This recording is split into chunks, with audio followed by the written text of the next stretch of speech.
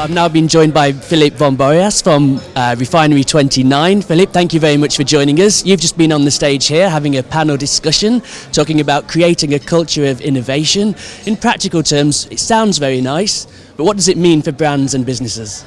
I think what it means is to have a really defined, clear sense of your business strategy and your winning purpose as an organization, and then to really incrementally move forward, sort of one step at a time, with regards to getting your brand out there in different ways, through different channels, through different opportunities, and really sort of leading in innovation by not necessarily being the disruptive force, not necessarily needing to get everything right, but sort of taking one step at a time to the next level of innovation. Indeed, so it's not always about businesses having to disrupt, do something radical, but it is important, isn't it, that agenda is set at the very top of an institution?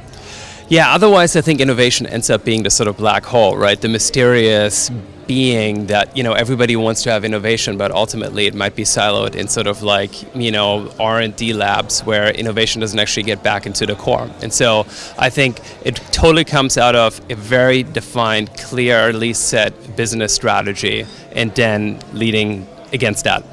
And then crucially integrating that innovation into the marketing function as well. How do businesses need to go about that? I think businesses need to go about that by understanding that you don't necessarily need to get it right all the time. I think you need to be open to the fact that consumers are moving so quickly these days. They might emerge on new platforms, and you have to move really fast. You have to just sort of take a risk of getting your brand out there and empowering people to build your message in interesting and sort of powerful ways on new platforms with sort of new narratives in very, very agile ways. Indeed, so creating a culture of innovation is also about creating a culture where it's okay to fail and where it's okay to have trial and error. Philippe, thank you very much for your time. Thank you, absolutely, Thank you. Yeah.